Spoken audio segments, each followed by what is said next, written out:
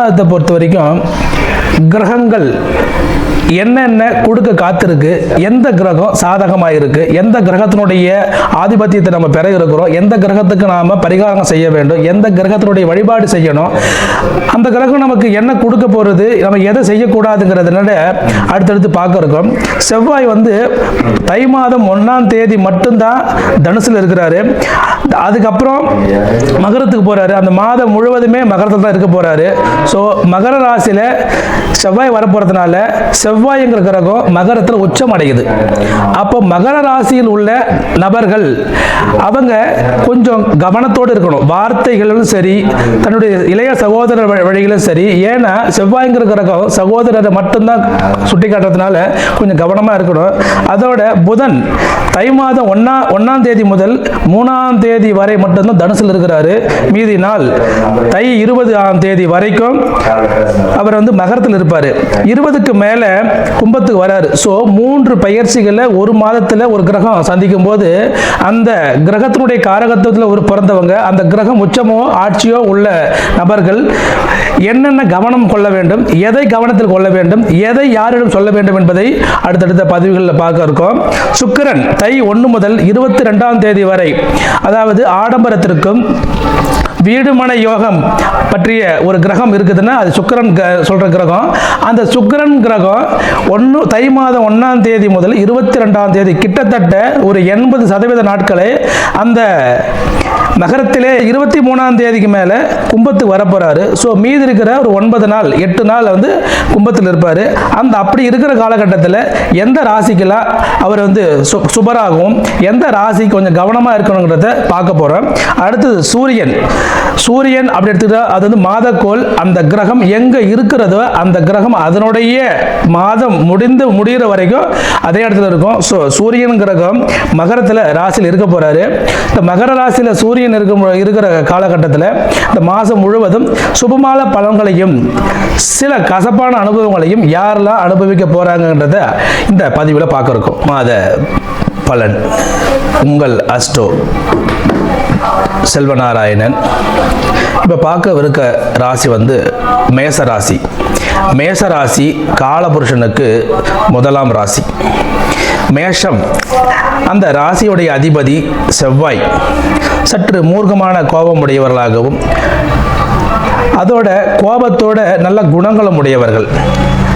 இந்த ராசியுடைய தன்மை இப்படி இருக்கும்போது இந்த தை மாதத்தில் மட்டும் என்ன நடக்கவிருக்கும் அப்படிங்கிறத பார்க்க இருக்கோம். ராசிக்கு 3ஆம் இடத்துல குரு. ராசிக்கு 3ஆம் இடத்துல குரு வரும்போது தைரியஸ்தானம், முயற்சி ஸ்தானம் அப்படிங்கிற எல்லாமே சுபமான பலன்களை கொடுக்க இருக்கும். தைரியம் எப்படி, நல்ல முயற்சிகளை செய்கிறோம். ரொம்ப நாள் எனக்கு தொழிலில் பெரிய வெற்றிகளை கொடுக்கணும், எனக்கு நீண்ட நாளாக எனக்கு நடக்க வேண்டியிருந்த நல்லதெல்லாம் நடக்கணும் அப்படின்னு முயற்சி பண்ணிட்டு இருக்கிறவங்களுக்கு இந்த 3ஆம் இடத்தில் உள்ள குரு உங்களுக்கு ஃபேவரபிளாக கொடுப்பாருங்க.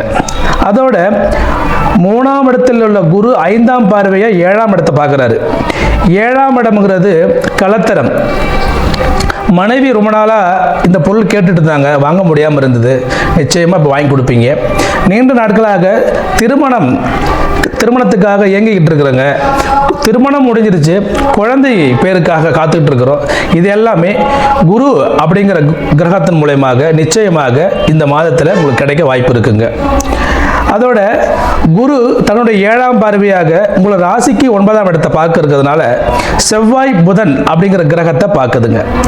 அங்கு செவ்வாய் தை மாதம் 1ஆம் தேதி வரை மட்டுமே இருக்கும். அதோட புதன் அப்படிங்கிற கிரகத்தை குரு பார்க்கறதுனால உங்களுடைய வாக்கு, என்னுடைய பணியில் நான் இருந்த காலகட்டத்தில் யாருமே என்னுடைய பேச்சையோ நான் சொல்கிற விஷயத்தையோ பெருசாக மதிச்சதில்லை அப்படிங்கிற கஷ்டப்பட்டிருந்தீங்கன்னா, உங்களுடைய குடும்பத்தில் உங்களுடைய பேச்சு எடுபடவில்லைனா இந்த காலகட்டம் உங்களுடைய பேச்சுக்கு தனி மரியாதை உண்டு. ஏன்னா வாக்கு சொல்லுகிற கிரகமே புதன்.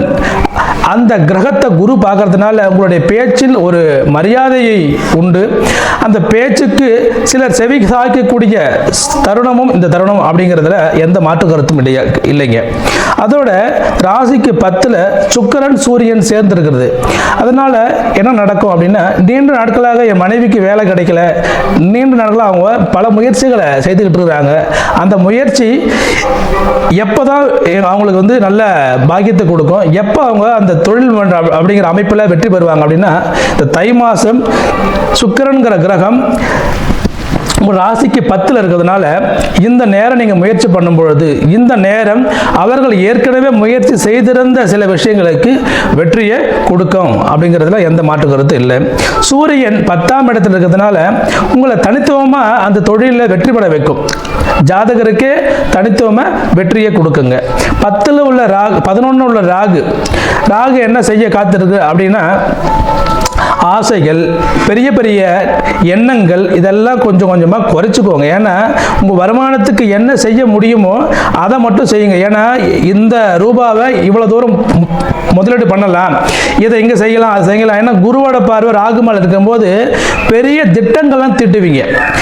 அதாவது 1 ரூபா கொடுத்த 10 ரூபாய் தருவாங்க அப்படிங்கிற எண்ணெல்லாம் நிறைய பேர் உங்களுக்கு ஆசையை தூண்டுவாங்க. அதெல்லாம் போனீங்கன்னா குருங்கிற பெரும்பணம் உங்களை இழப்பை கொடுத்துரும். ஏன்னா ராகுங்கிறது உங்களுடைய எண்ணத்தை, அலைகளை அதிகப்படுத்தும். எதையும் உங்களுக்கு நிலையானதாக கொடுக்க விடாமல் தடுக்கும். அப்படிங்கிறதுல கொஞ்சம் கவனமாக இருக்கணும்.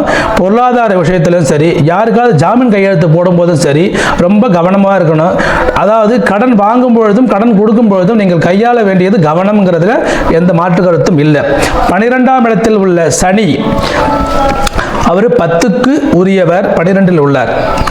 இதில் என்ன செய்ய போகுதுன்னா, அவர் 11க்கும் உரியவர்ல.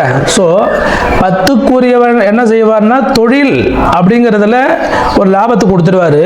அவரே 12 இருக்கிறதுனால கட்டாயமாக விரயம் கொடுப்பார். சரி, விரயம் மட்டுமே கொடுப்பாரா? ஈக்குவலாக இருக்கும்.